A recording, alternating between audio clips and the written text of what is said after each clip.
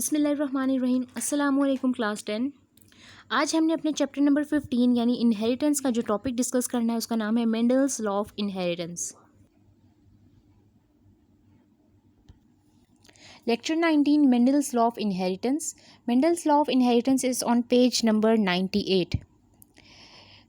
Mendel's law of inheritance पे जाने से पहले सबसे पहले साइंटिस्ट को देख लेते हैं। ग्रीगर मेंटल हमारे पास एक साइंटिस्ट था जो कि मॉन्क था या प्रीस्ट था यानी पादरी था। ठीक है, जैसे चर्च के पादरी होते हैं ना, क्रिश्चियंस जो होते हैं। ये ऑस्ट्रिया में रहने वाला एक बंदा था। ये सिंपल एक आम इंसान था, मेंडल जिसको कहते हैं। इसने हमें 2 लॉज दिए इनहेरिटेंस के, इसीलिए हमने उसको नाम दे दिया मेंडल्स लॉ ऑफ इनहेरिटेंस। उसके अपने नाम पे हमने जो है उसको नाम दे दिया। अब सिंपली ये एक आम इंसान था, ना कोई साइंटिस्ट था ना कुछ, लेकिन मैथमेटिक्स, फिज़िक्स और केमिस्ट्री ये तमाम सब्जेक्ट्स वो जानता था। उसने बेसिकली क्या स्टडी किया, उसने प्रिंसिपल्स ऑफ जेनेटिक्स स्टडी की। जेनेटिक्स बेटा क्या चीज़ है, जो कि पेरेंट्स से ट्रांसफ़र होते हैं। बच्चों के अंदर कुछ चीज़ें जो हैं वो खसूसियात ट्रांसफ़र होती हैं। उसने उनको देखा और बेसिकली उसने जानवरों पर नहीं बल्कि प्लांट्स पर काम किया। और उसने अपने चर्च के ही बाग में पौधे उगाए और उनसे उसने ये तमाम चीज़ें जो है अमेंड की और हम लोगों को लॉज जो हैं वो पेश किए। मेंडल ने स्पेशल फैक्टर्स दिए। स्पेशल फैक्टर्स के बारे में हमें बताइए, ये स्पेशल फैक्टर्स क्या थे।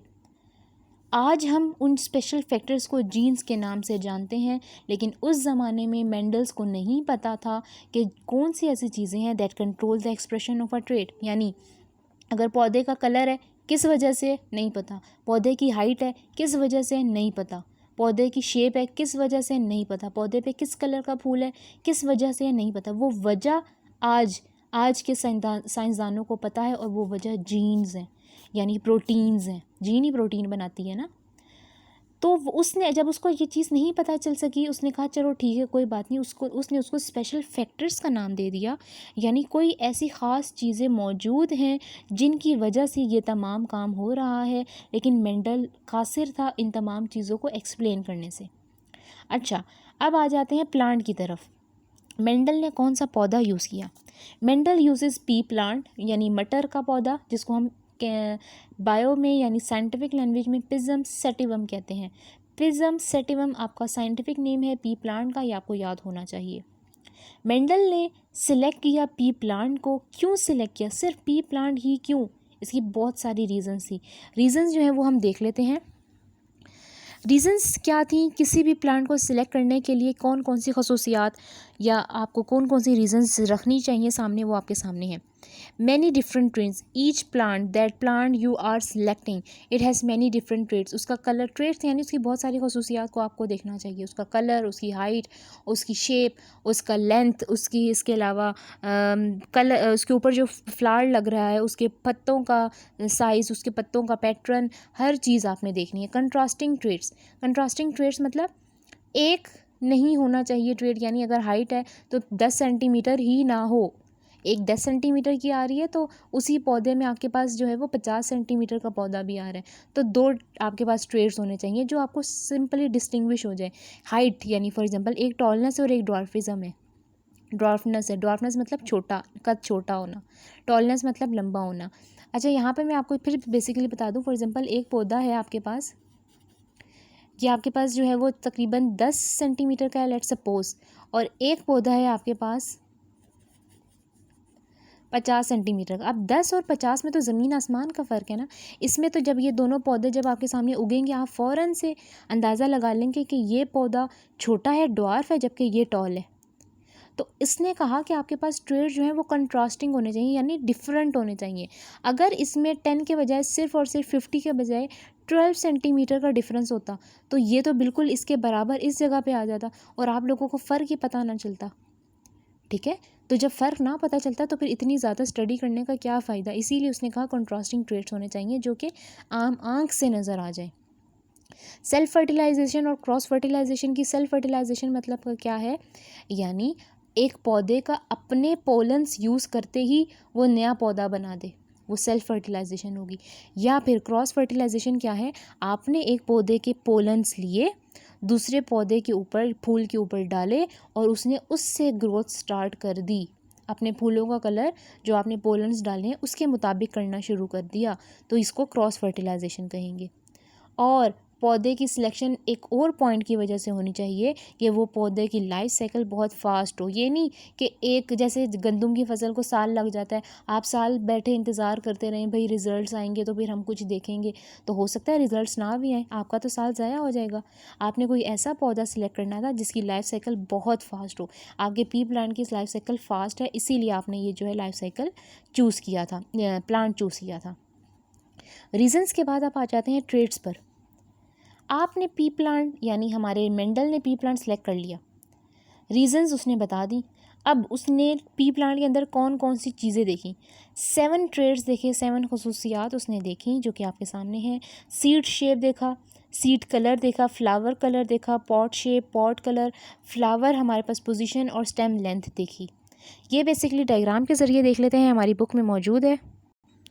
यहाँ हमारे पास पेज 99 पे ये तमाम 7 के 7 ट्रेड्स मौजूद हैं। लेट्स सपोज़ ये हमारे पास पी है, मटर है, इस शक्ल में आपके पास मटर आता है, इसके अंदर दाने होते हैं इस शक्ल में।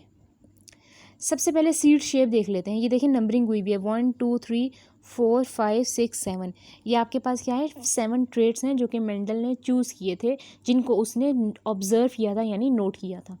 सबसे पहले सीड शेप देखी थी, या तो सीड राउंड होगा, बिल्कुल मटर का दाना अंदर से गोल निकलेगा, या वो रिंकल्ड होगा, इस तरह जो है वो ख़राब हुआ होगा। ये सीड की शेप उसने देखी। ये 2 सूरतें आपके सामने आएंगी, तीसरी कोई सूरत नहीं थी।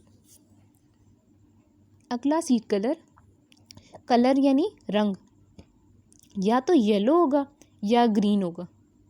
ठीक है, येलो मतलब इतने मटर अच्छे नहीं होते ना, ये ग्रीन वाला मटर ज़्यादा अच्छा होता है। ये 2 होंगे, इसके अलावा कोई चीज़ नहीं होगी।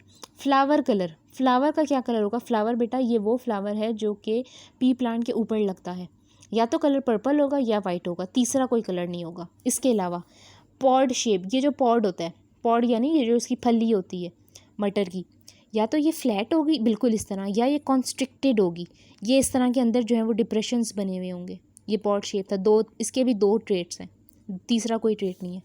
पॉड कलर, इस पॉड का या तो कलर ग्रीन होगा या येलो होगा, कोई पिंक पर्पल ब्लू कोई कलर नहीं है इसके अलावा।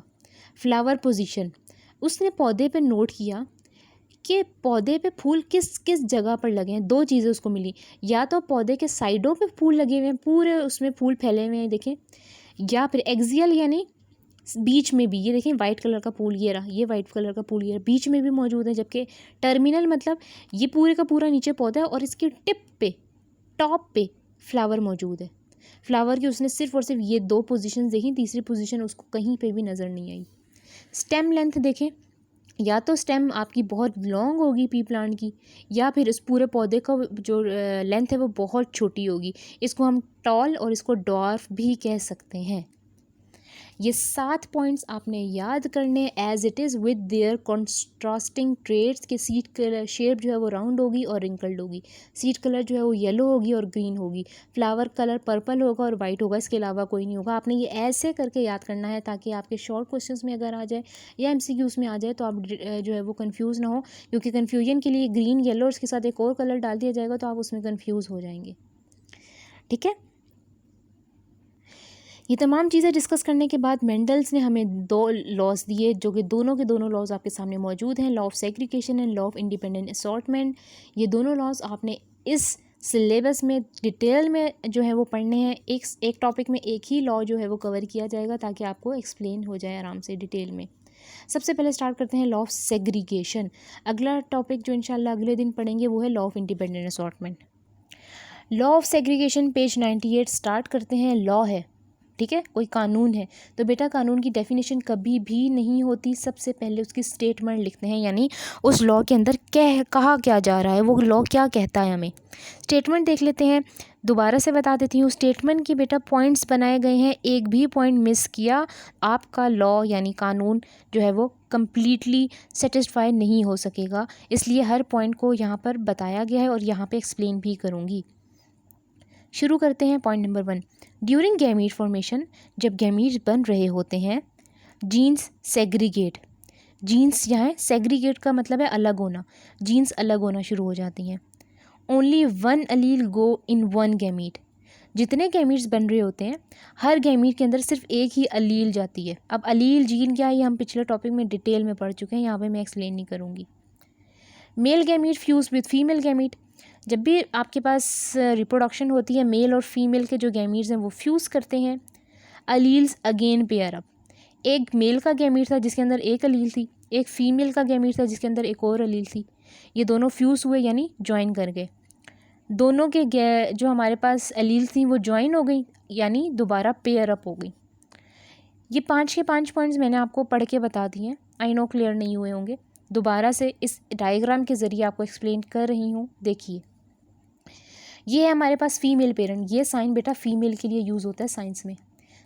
जूम करके दिखा देती हूँ, दिस ये गोल है, इसके बाद ये प्लस का निशान नीचे, ये फीमेल है, और इस तरह ये एक सर्कुलर और यहाँ पे ये एरो, ये मेल का निशान है। आपको बायो में हर जगह इस तरह मेल और फीमेल को जो है वो आगे से एक्सप्लेन करना होगा लिखकर। ये फीमेल पेरेंट है यानी मदर है, ये मेल पेरेंट है यानी फादर है। दोनों के अंदर जीन्स मौजूद हैं। लेट्स सपोज इसके अंदर ये जीन्स है, इसके अंदर ये जीन है। पॉइंट नंबर 1 क्या है? ड्यूरिंग गैमीट फॉर्मेशन, जब गैमीट बनने शुरू होंगी, गैमीट्स कैसे बनेंगी? ये और ये जीन्स सेग्रीगेट, जीन्स ये आपके पास जीन है, ये आपके पास जीन है पूरे की पूरी, ये क्या करेंगे? सेग्रीगेट हो जाएंगी, अलग अलग हो जाएंगी। एक इधर आ गई, एक इधर आ गई, इधर भी देखें एक इधर आ गया, एक इधर आ गया। पॉइंट नंबर 3, ओनली 1 अलील गो इन 1 गैमीट, एक, ये दोनों एक दूसरे के क्या है? अलील है ना, एक अलील इन दोनों में से गैमीट बन गई, ये गैमीट बन चुका है इस वक्त। तीसरे पॉइंट में यहाँ से भी इन दोनों में से एक गैमीट बन गया, गैमीट के अंदर चला गया, जबकि दूसरा ऐसे ही रह गया।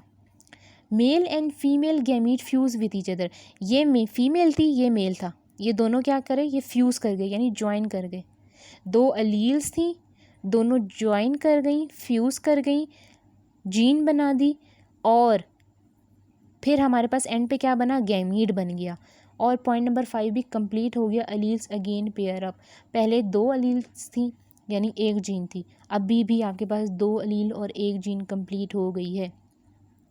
एक दफ़ा दोबारा रिपीट कर देती हूँ। सबसे पहले फीमेल पेरेंट और मेल पेरेंट से एक जीन थी, उस जीन के अंदर से सेग्रीगेशन हुई यानी पार्टीशनिंग हुई यानी अलग अलग सेपरेशन हुई, अलील्स अलग अलग हो गई, एक इधर अलग होगी, एक इधर अलग होगी। एक तो हमारे किसी काम की नहीं है, ये वाली इस तरफ वाली, जो दूसरे काम की थी वो आ गई हमारे पास यहाँ पर, यहाँ से मेल पेरेंट से भी एक हमारे पास अलील आ गई यहाँ पर, ये दोनों आ गई, यहाँ पे इसका भी कोई काम नहीं है इस वक्त। ये दोनों ज्वाइन कर गई, गैमीट बन गया, जो अकेली अकेली अलील थी वो दोबारा से पेयर अप हो गई, और अब हमारे पास गैमीट तैयार हो गया। This is law of segregation. Segregation मतलब इसने हमें बताया है कि इस पॉइंट पे जो मैंने एरो बनाया, इस पॉइंट पे हमारी जीन्स ये जो हैं हमारे पास ए बी बी, इसके अंदर जो अलील्स मौजूद थी ये सेपरेट हो गई हैं। This is law of segregation. किसने बताया था? मेंडल ने बताया था। अब आ जाते हैं ट्रेट की तरफ। ट्रेट यानी खसूसियत। मेंडल ने कौन सी ट्रेट यूज़ किया था लॉ ऑफ सेग्रीगेशन के लिए? ही यूज़ सीड शेप, यानी जो मटर का जो शेप है वो राउंड था या रिंकल था। राउंड में यानी या तो गोल होगा बिल्कुल इस शेप का या रिंकल्ड होगा। उसने उसको डोनेट कैसे किया, यानी उसको कैसे रिप्रेजेंट किया? राउंड होगा तो कैपिटल ए शो कर देंगे, अगर रिंकल्ड हुआ तो स्मॉल ए शो कर देंगे। अब ये कैपिटल ए और स्मॉल ए क्या रिप्रेजेंट कर रहा है? कैपिटल ए रिप्रेजेंट्स कि ये जीन डोमिनेंट है, ये मैं आपको कल पढ़ा चुकी हूँ, जो जीन डोमिनेंट होती है वो कैपिटल से शो करते हैं। और स्मॉल ए क्या चीज़ रिप्रेजेंट करी है? कि ये रिसेसिव है, ठीक है। डोमिनेंट अगर ये आपके पास इस सूरत में आ जाए कैपिटल ए और स्मॉल ए में, तो अब आप सोचिए कि इन दोनों में से कौन सी शेप आएगी? या तो रिंकल आएगी या राउंड? नहीं, सिर्फ और सिर्फ राउंड आएगी, क्योंकि ए जो है वो डोमिनेंट है, वो स्मॉल ए का काम जो है वो ख़त्म कर देगा और अपने आप को हुक्म चलाएगा और अपना जो है वो एक्सप्रेशन जो है वो सामने शो करेगा, यानी राउंड शो करेगा, क्योंकि कैपिटल ए मौजूद है। अगर स्मॉल है तब तो आपके पास रिंकल्ड हो जाएगा, लेकिन अगर एक भी कैपिटल ए मौजूद होगा तो आपके सीड की शेप राउंड होगी। अगला पॉइंट है मोनोहाइब्रिड क्रॉस। मेंडल ने इस पूरे लॉ में, यानी लॉ ऑफ सेग्रीगेशन जो आज हम पढ़ रहे हैं, उसमें सिर्फ एक ही खसूसियत पढ़ी है, seed shape. Only 1 trade is studied at a time, एक वक्त में एक ट्रेड पढ़ा, इसलिए हम इसको मोनोहाइब्रिड क्रॉस कहते हैं। उसने क्रॉस करवाया। क्रॉस क्या करवाया ये भी मैं आगे एक्सप्लेन करती हूँ। मोनो मीन्स एक ट्रेड यूज़ किया। हाइब्रिड यानी उसकी बहुत सारी उसने टाइप्स निकाली, आगे से उसको आगे से रिप्रोड्यूस करवाया, बहुत सारी कॉपीज़ बनाई। मोनो क्यों है, एक ट्रेड यूज़ किया, इसको लोग मोनो हाइब्रिड कहते हैं। अगर 2 ट्रेड यूज़ करता डाई हाइब्रिड, 3 यूज़ करता ट्राई हाइब्रिड, तो इस तरह ये। और अगर बहुत ज़्यादा यूज़ करता तो poly hybrid, poly means many, poly hybrid cross हो जाता। लेकिन चूंकि इस लॉ में सिर्फ एक ही ट्रेट है तो हम क्या कहेंगे, mono hybrid cross. Next point है बेटा, कुछ इंपॉर्टेंट टर्म्स हैं जो कि मैं आपको यहीं पे डिटेल में आपको बता रही हूँ। देखें कितनी सारी टर्म्स आपके सामने मौजूद हैं। P1, F1, F2 क्रॉस वगैरह, ये यहाँ पर बताने का मकसद ये है कि जब मैं आपको ये लॉ एक्सप्लेन करने जाऊँगी तो वहाँ पर मैं ये आपको सिर्फ ये सारी चीज़ें नहीं एक्सप्लेन करूँगी, सिर्फ टोटली जो मेंडल ने आपको लॉ दिया था वो सारा एक्सप्लेन करूँगी। ये छोटी छोटी चीज़ें यहीं पर एक्सप्लेन करी हूँ ताकि आप उस वक्त कन्फ्यूज़ ना हो। सबसे पहले देख लेते हैं P1, पेरेंटल जनरेशन। P1 क्या है, आपके पेरेंट्स होंगे, ठीक है। पी प्लांट के पेरेंट्स होंगे, मदर और फादर जिसमें शामिल होंगे, उसको P1 से डोनेट करेंगे। F1 जहाँ पे भी आपको लिखा नज़र आएगा उसका मतलब है first filial generation. First filial मतलब पहली जनरेशन, फीलियल मीन्स ऑफस्प्रिंग्स। ये पेरेंट्स हैं, ये उनके पहले बच्चे होंगे, ठीक है। First F1 first filial generation. F2 जहाँ पर भी लिखा आपको नज़र आएगा it means second filial generation. ये जो आपके ऑफस्प्रिंग्स आए थे ना, ये अब उनके बच्चे होंगे, ठीक है। क्रॉस, क्रॉस यानी आपको जहाँ पे भी वर्ड क्रॉस का लफ्ज़ आए उसका मतलब ये है कि मेल और फीमेल के जो गैमीट्स हैं वो दोनों काम कर रहे हैं और वो दोनों यहाँ पर मिक्स हो रहे हैं, फ्यूज़ हो रहे हैं। सेल्फ फर्टिलाइजेशन का जहाँ पे भी मतलब यूज़ हो समझ जाइएगा कि वो पौधा जो अपने ही पोलन्स यूज़ कर कर आगे रिप्रोड्यूस कर रहा है और अपना पौधा जो है वो बढ़ा रहा है, उसको सेल्फ फर्टिलाइजेशन कहेंगे। अगर बात आ जाए क्रॉस फर्टिलाइजेशन की तो आपको ये बताती चलूँ कि उसके अंदर एक पौधा किसी दूसरे पौधे के पोलन यूज़ करेगा और उससे एक नई वैरायटी सामने आएगी, उसको क्रॉस फर्टिलाइजेशन कहते हैं। ये आपने बचपन में जो है वो पढ़ा हुआ भी होगा। इसके अलावा 2 और नई चीज़ें आपके सामने यहाँ पे आज यूज़ होंगी, जीनोटिपिक रेशो और फिनोटिपिक रेशो। जीनोटिपिक रेशो बेटा क्या है, ये जीन्स हैं आपके सामने, ये इस रेशो की फॉर्म में लिखी हुई होंगी। जबकि फिनोटिपिक रेशो क्या है, इन्हीं जीन्स का एक्सप्रेशन जो होगा, फॉर एग्जांपल ये कैपिटल ए राउंड होता है तो हम इसकी जगह राउंड लिख देंगे, फिनोटाइप लिखेंगे, उसकी फिजिकल एक्सप्रेशन लिखेंगे कि वो नज़र कैसे आता है, उसको फिनोटिपिक रेशो कहेंगे। स्मॉल ए रिंकल होता है तो इसकी जगह हम रिंकल लिख देंगे, बीच में रेशो का निशान आएगा, बीच में रेशो का निशान आ रहा है इसीलिए इसको जीनोटिपिक रेशो या फिनोटिपिक रेशो कहेंगे। ये कुछ इंपॉर्टेंट टर्म्स थी जो कि आगे डिटेल में यूज़ होंगी, मैं बार बार ये नहीं समझाऊंगी, यहीं पे आपको मैं सारी एक्सप्लेन कर चुकी हूँ। अब चलते हैं अपने मेंडल लॉ की तरफ, अपनी एक्सप्लेनेशन की तरफ। ये हमारे सामने एक्सप्लेनेशन मौजूद है, ये आपकी बुक्स में टेबल्स बने हुए हैं 99 और 100 पेज पे, वो भी आपको बता देती हूँ, लेकिन सबसे पहले ये देख लेते हैं। सबसे पहले आ जाता है पेरेंटल जनरेशन। एक चीज़ बता दूं, इस जगह पे जो काम हो रहा है वो जीन्स का काम हो रहा है और इस जगह पे मैंने उनकी डिटेल यानी एक्सप्लेनेशन लिखी है कि हो क्या रहा है। पेरेंटल जनरेशन यानी P1 जनरेशन है, यहाँ पर मैंने यहाँ पे मेंशन नहीं किया, पी जनरेशन है, P1 जनरेशन। इसमें बेसिकली आपने क्या क्रॉस करना है, राउंड और रिंकल को। एक पेरेंट आपके पास राउंड है, कैपिटल आर, राउंड आर है तो मैंने कैपिटल आर से शो किया, इसको डोनेट किया है। रिंकल्ड को स्मॉल आर से डोनेट किया। लेट्स सपोज ये मदर है, ये फादर है, ठीक है, ये दोनों क्रॉस हुई, इन दोनों का क्रॉस हुआ, इनके बाद गैमीट्स बने। गैमीट्स बेटा कैसे बनते हैं, गैमीट्स अभी मैंने स्टेटमेंट में आपको बनाना सिखाए हैं कि दोनों अलील सेपरेट हो जाएंगी। ये कैपिटल आर सेपरेट हो गए, गैमीट बन गए फीमेल के। इसी तरह स्मॉल आर सेपरेट हो गए, गैमीट्स बन गए। अब उसके बाद क्या होता है, मेल और फीमेल के ये जो गैमीट्स हैं एक एक वो फ्यूज़ कर जाएंगे यानी ज्वाइन कर जाएंगे। ये अलील एक अकेली थी, ये अलील एक अकेली थी, वो दोबारा ज्वाइन हो गई है यानी पेयर अप हो गई है। ये जो चीज़ बनी है ये आपके ऑफस्प्रिंग्स बन गए, इन 2 पेरेंट्स का ये ऑफस्प्रिंग है यानी बच्चा है। इसको F1 जनरेशन भी कहते हैं, जिसको फर्स्ट फीलियल जनरेशन कहा जाता है। ये आपके पास बन गया। अब सवाल आपका ये होगा कि ये वाला आर और ये वाला आर कहाँ गए, तो बेटा ये वाला आर इस वाले स्मॉल आर के साथ फ्यूज़ कर जाएगा और आपके पास एक और ये आपके पास जो है वो ऑफस्प्रिंग बनेगा। दोनों सेम बनने थे इसलिए मैंने आपके सामने नहीं बनाए, ठीक है, यहाँ पर इसलिए शो नहीं किया वरना ये बनते हैं। नेक्स्ट पॉइंट आता है, ये जो हमारे पास ऑफस्प्रिंग आ गया है जिसको हमने F1 जनरेशन कहा था, ये आपस में क्रॉस करेंगे। कैसे? सेल्फ फर्टिलाइज करेंगे, अपने ही पोलन के साथ ये काम करेंगे। F1 round. अच्छा, अब ये जो आपके पास बना है ये क्या शेप होगी इसकी? राउंड होगी। क्यों? क्योंकि इसके अंदर कैपिटल R मौजूद है जो कि राउंड है, स्मॉल r रिंकल है, स्मॉल r रिसेसिव है। ये अपना तो एक्सप्रेशन शो ही नहीं करेगा क्योंकि ये जो इसके ऊपर हावी है डोमिनेंट है, ये डोमिनेंट है। तो इन दोनों राउंड और रिंकल में से आपके पास जो आपकी आंखों के सामने चीज़ आएगी वो राउंड होगी। ठीक है, F1 के अंदर क्या होंगे? तमाम के तमाम जो मटर आएंगे हमारे सामने, पी प्लांट आएगा, वो राउंड होंगे। अब आपने क्या करना है, एक आपकी जो है वो फसल आ गई, आपने जो है वो कितने प्लांट्स लगाए?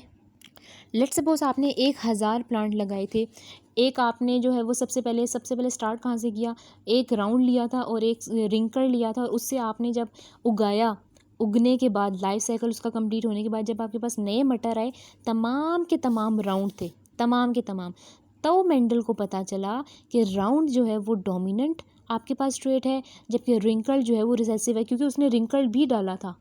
रिंकल तो कोई सामने ही नहीं आया, तो उसने कहा रिसेसिव हमारे पास रिंकल्ड है और जो सबसे बड़ा डोमिनेटिंग है वो हमारे पास राउंड है।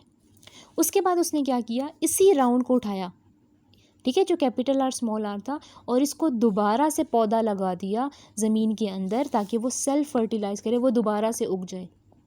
दोबारा से उगने के बाद F1 को, राउंड को उसने F1 के साथ ही क्रॉस किया। ठीक है, कोई और नया पोलन यूज़ नहीं किया। जब उसने ये उगाया उसके बाद उसने देखा उसके पास रिजल्ट्स जो हैं वो थोड़े से डिफरेंट आए। ठीक है, रिजल्ट्स उसके बाद डिफरेंट आए, वो हम रिजल्ट्स बाद में देखते हैं। ये जब आपके पास सेल्फ फर्टिलाइजेशन हो गई, ये दोनों आपके पास सेल्फ फर्टिलाइज हो रहे, सबसे पहले गैमीट्स बनाएंगे। गैमीट्स कैसे बनते हैं? आपका ये वाला गैमीट और ये वाला गैमीट सेग्रीगेट हो जाएंगे, यानी अलग अलग हो जाएंगे।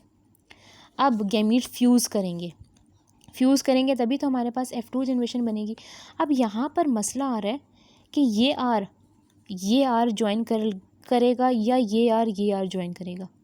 वहाँ पर तो दोनों सेम थे ना, कैपिटल आर, तो मसला ही नहीं था, जाना है, कैपिटल आर जाएगा तो एक ही बात है। लेकिन यहाँ पर ये मसला आ रहा है कि या कैपिटल आर आएगा या स्मॉल आर आएगा, सवाल ये पैदा होता है। तो मेंडल ने देखा ये कैपिटल आर इस कैपिटल आर के साथ भी जाएगा, ये कैपिटल आर स्मॉल आर के साथ भी जाएगा, इसी तरह ये स्मॉल आर कैपिटल आर के साथ भी जाएगा और ये स्मॉल आर के साथ भी जाएगा। और आपके सामने क्या आएगा ज़रा देखिए, गैमीट्स बना रही हूँ इस वक्त आपके सामने।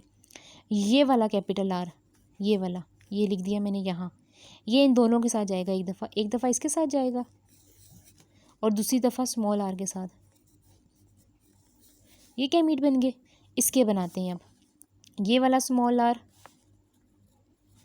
पहले कैपिटल आर के साथ जाएगा, और कैपिटल आर हमेशा पहले लिखते हैं इसलिए मैंने पहले लिखा है, और ये वाला स्मॉल आर इस स्मॉल आर के साथ जाएगा। कितने गैमीट्स बने हैं आपके पास? 4 गैमीट्स बन गए हैं।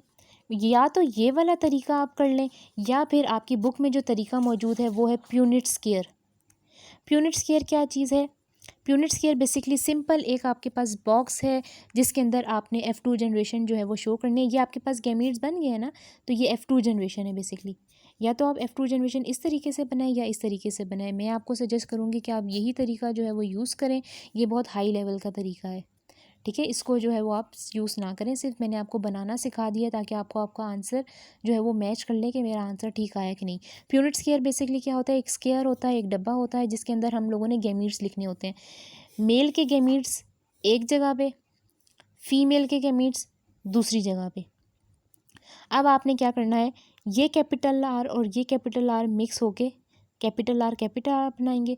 ये कैपिटल आर और ये स्मॉल आर मिलके कैपिटल आर स्मॉल आर बनाएंगे। ये स्मॉल आर ये कैपिटल आर मिलके कैपिटल आर स्मॉल आर बनाएंगे। कैपिटल चीज़ हमेशा पहले लिखते हैं इसलिए ये ऐसे आया है। और ये स्मॉल आर मिलके स्मॉल आर बनाएंगे। अब एंड पे आपके पास क्या चीज़ें बनी? ये रेड से जो चीज़ें बनी है ये आपके सामने है।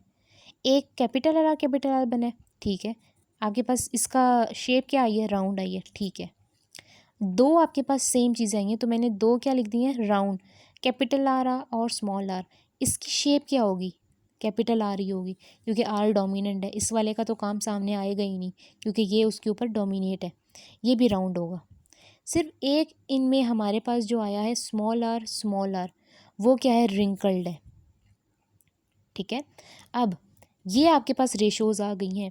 सवाल ये पैदा होता है, जब यहाँ पर उसके पास तमाम के तमाम पौधे राउंड आए, राउंड तो आ गए हैं, ठीक है, तो क्या उसने जब दूसरी दफ़ा उनको दोबारा से ज़मीन में उगाया तो आपके पास सिर्फ़ और सिर्फ ये 4 पौधे आए, 2 ये और 1 ये और 1 ये?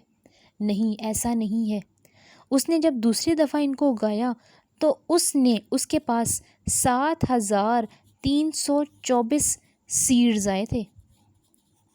7,324 सीड्स आए थे, मटर के दाने आए थे, जिसमें से 5,474 राउंड थे और 1,850 रिंकल्ड थे। जब उसने मैथमेटिक्स के रूल्स अप्लाई किए और इसको सिंप्लीफाई किया तो उसने देखा कि ये रेशो बन रही है 3:1, यानी ये एक हिस्सा आप उसके पास आया और ये उसके 3 हिस्से। लेट्स सपोज अगर एक बोरी जो दाना है वो रिंकल्ड आया है तो 3 बोरी दाने जो हैं वो राउंड आए हैं। ठीक है, उसके पास इतना ज़्यादा मटर का दाना आया तो उसने उससे ये छोटा सा आंसर जो है वो कॉन्क्लूड किया। क्लियर हुआ? अब आखिर में उसने फिनोटिपिक और जीनोटिपिक रेशो बताई। फिनोटिपिक रेशो उसने ये सिंप्लीफाई करके बताया, वरना अगर इन हज़ारों की तादाद में लिख दे तो किसी बंदे को क्या समझ आए? बंदों को ये समझ आ सकती है, ये चीज़ समझ नहीं आ सकती। फिनोटिपिक रेशो उसने इस स्केयर से निकाल के बताई, प्यूनिट स्केयर से, कि 3 हमारे पास राउंड थे, देखें 2 राउंड ये है, 1 राउंड ये है, 3 ये रहे राउंड और 1 रिंकल था। ये फिनोटिपिक रेशो थी। जीनोटिपिक रेशो क्या थी? एक हमारे पास इस तरह की शक्ल सामने आई, एक इस तरह की जीन सामने आई और एक इस तरह की जीन सामने आई। ये कहाँ से सामने आई ये आपने यहाँ देख ली है। यहाँ पर ये नहीं बताना कि एक ये है, 2 ये है, 1 ये नहीं बताना, सिर्फ रेशो बतानी है कि आपके पास सामने आपके पास कौन कौन सी जीन सामने आई हैं। तो आपने लिख दिया मेरे पास ये 3 जीन सामने आई हैं। अब फिनोटिपिक रेशो में आपने बताना था कितनी सामने आई हैं, तादाद बताओ। तो आपने बताना था 2 राउंड ये, 2 ये और 1 ये, 3 हो गई। 3 राउंड, 1 जो है वो रिंकल। तो बाकायदा आपने 3 लिखना है आगे, राउंड मैंने नहीं लिखा है यहाँ पे, और 1 रिंकल, ये चीज़ मेंशन करनी है। तो यहाँ पर हमारा टॉपिक होता है कंप्लीट। ये सारी की सारी चीज़ें जो हैं ये हमें मेंडल से पता चली थी। लॉ ऑफ सेग्रीगेशन था। कॉन्क्लूजन क्या था? उसने हमें कॉन्क्लूजन यही बताया था कि ये जो जीन्स हैं ये आगे जाकर सेग्रीगेट होती हैं और जब गैमीट बनाती हैं तो ये दोबारा पेयर अप हो जाती हैं। और मेंडल ने ये काम 1 दफ़ा नहीं, 2 दफ़ा नहीं, हज़ारों दफ़ा किया था और इस तरह के हज़ारों सीट्स पे उसने काम किया था। तब जाकर उसने ये एक लॉ आपके सामने पेश किया। ये लॉ कोई भी रिजेक्ट नहीं कर सका, इसीलिए ये आज आपके सामने लॉज की सूरत में आपकी बुक्स में मौजूद है। डायग्राम देख लेते हैं बुक की। ये इस वक्त पेज 99 पे हूँ। आपके पेज पे ये बुक की पेज पे ये डायग्राम जो है वो बनी हुई है। ये डायग्राम बेसिकली ये इसके नीचे आना चाहिए था, लेकिन पेज की कमी की वजह से ये जो है आपके आगे जो है वो शिफ्ट कर दिया गया है। सबसे पहले पेरेंटल जनरेशन यानी P1 जनरेशन है। ये एक राउंड है जबकि एक रिंकल्ड सीड है, दोनों को क्रॉस किया। ये आपको तस्वीरों के ज़रिए सिखाया गया है। ये मैंने आर यूज़ किया, ये वो नहीं है, ये आपको तस्वीरों के ज़रिए सिखाया है। जो असल डायग्राम है वो आगे है, वो बाद में डिस्कस करेंगे। राउंड और रिंकल को जब क्रॉस कराया, पेरेंट्स को फीलियल जनरेशन आई, फर्स्ट फीलियल, तमाम के तमाम राउंड आए सीड्स। ठीक है, मेंडल ने कहा राउंड आए हैं, इसका मतलब है इन दोनों में से डोमिनेंट हमारे पास राउंड है, रिंकल जो है वो रिसेसिव है। फिर उसने क्या किया, इनको दोबारा से सेल्फ फर्टिलाइज़ किया, दोबारा से इस पौधे को उगाया। ठीक है, दोबारा इस पौधे को दोनों राउंड लिए, ये वाले जो राउंड थे यहाँ पे जो आए थे, दोबारा से जब इनको उगाया, अब उसके पास जितने भी पौधे आए उसके अंदर मटर जो थे उनमें से 75% राउंड आए, 25% रिंकल्ड आए। इसका मतलब है उसने कहा कि 75% जो राउंड आए हैं वो डोमिनेंट है,